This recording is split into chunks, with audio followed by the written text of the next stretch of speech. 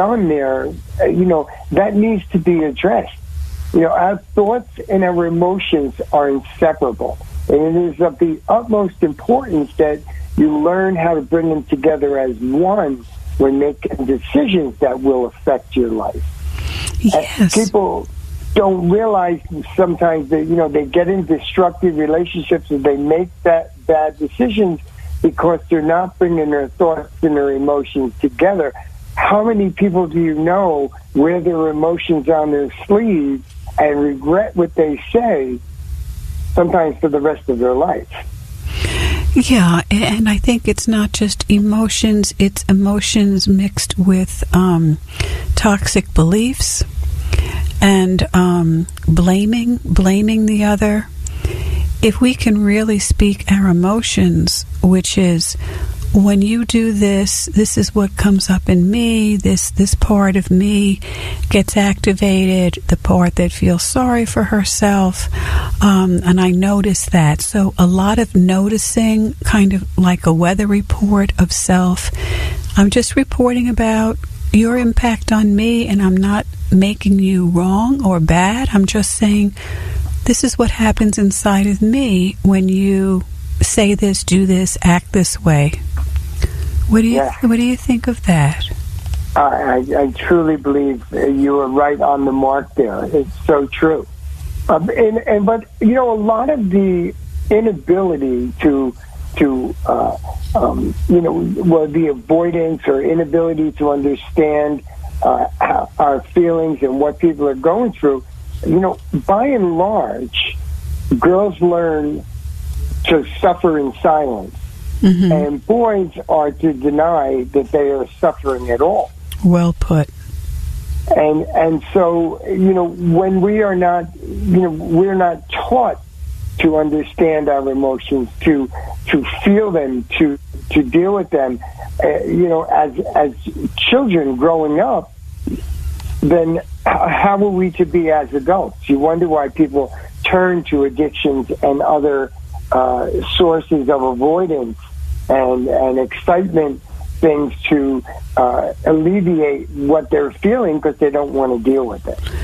Right, and not only that, not only not wanting to feel their own pain, but not wanting to look weak or so-called needy in front of someone else. So I will not allow myself to be vulnerable. I will nurse my feelings to myself, and it's that old in Alcoholics Anonymous, one of the expressions is, pour me a drink. Mm-hmm. I love that one. Yeah. So we won't own that we have needs to express and to be seen and heard. I'll take care of it myself, thank you. So I have this secret addiction. You don't know that when I go home on Friday evening, I lock myself in for the weekend and drink.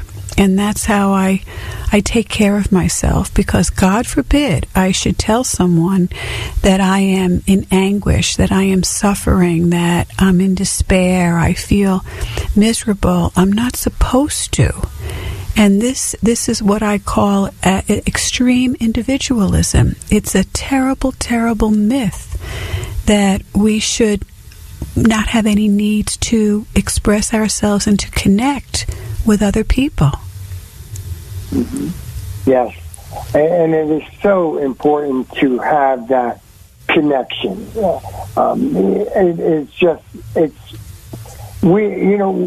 They are social beings. We're animals by nature. Yes. We're social beings. We're supposed to be connected to one another. We're supposed to be able to express ourselves to one another. And I think today's society has pushed that further away.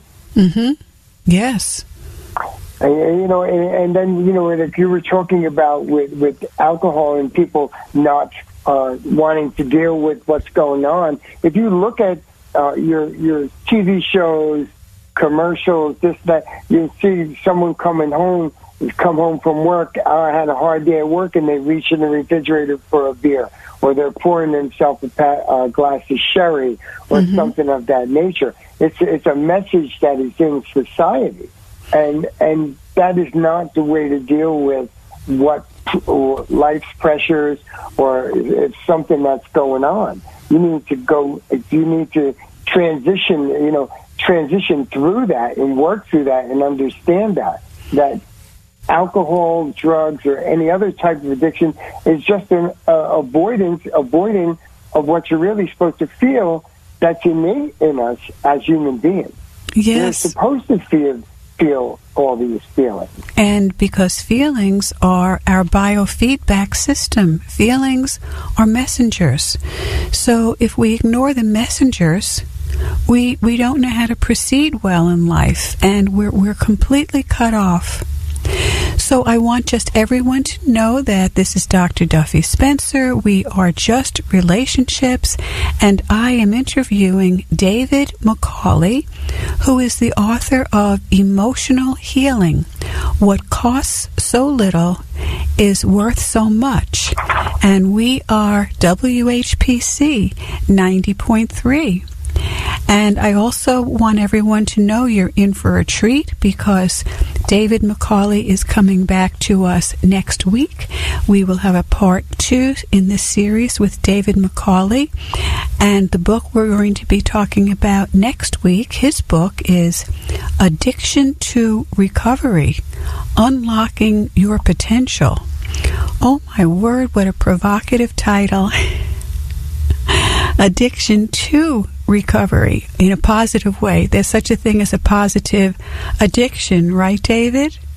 Yes, there is. That's what you mean by that. Yes, yes, that's wonderful.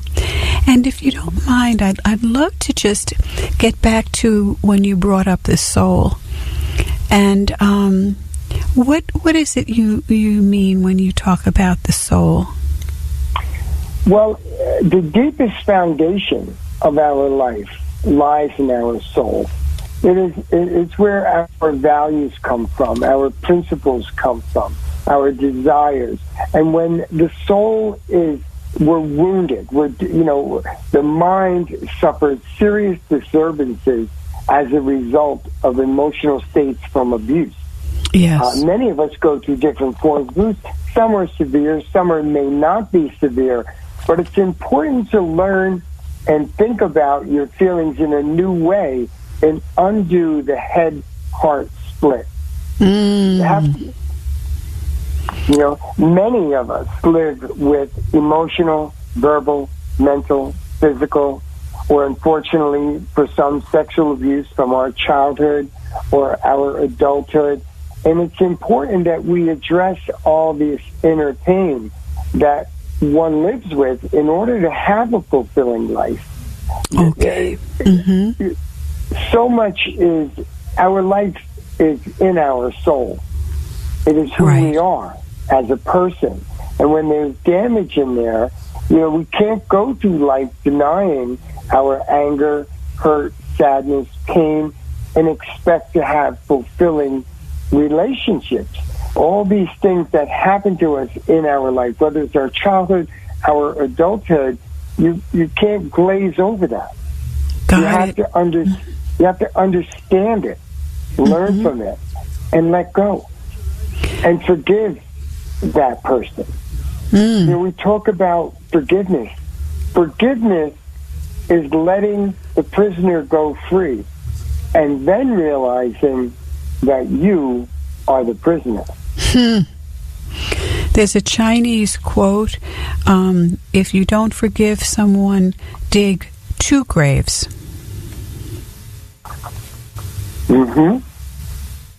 Yeah. Beautiful. Yeah. We're all born with a desire for happiness, inner peace, contentment. And it's unfortunately, that many of us, this is lost due to our childhood experiences, environmental circumstances. Many people turn to emotional avoidance, emotional aloneness, looking for comfort through self-medicating or just trying to forget, like we were talking about with people that use addiction. And many people self-medicate on different levels. It doesn't have to be alcohol. Many people look at today the prescription drug abuse. It's incredible. Do you really need that prescription, or are you just trying to mask things that are inside of you that you don't want to deal with? It's so important to heal what ails us. Yes. You can't, no matter what. It's like, you have a problem and you, like you said, going out shopping and you go buy a new car and you feel good for a while. That makes you happy. But then after a while, that wears off. And the inner problems are still there, lying in our soul. After that, you have to cleanse that. Because no matter how you look at it, a life without happiness, inner peace, or even the hope for happiness is really no life at all. Yes, I so agree. And still that sense of the emotions that are so painful, and people often don't know what to do with them. And then if they have the feelings murderous rage and revenge, then people feel ashamed of themselves. So that's why I like to introduce the term the shadow so quickly. And once people accept that we all have a shadow, I mean, we can sum it up very simply with the 7 deadly sins. And I don't mean to be religious when I use that term. It's just a composite, I think, a very simple composite of what we can call the shadow. The gluttony and the theft and coveting others, the envy, all of that. And again, we all have it. So if we can do free writing, I always recommend to my patients, my clients, my audiences, my students, the free writing. Just write anything and everything out, X-rated, and then rip it up.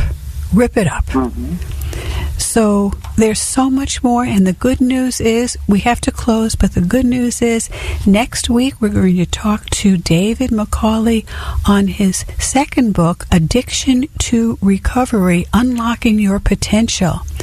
And until then, thank you so much, David.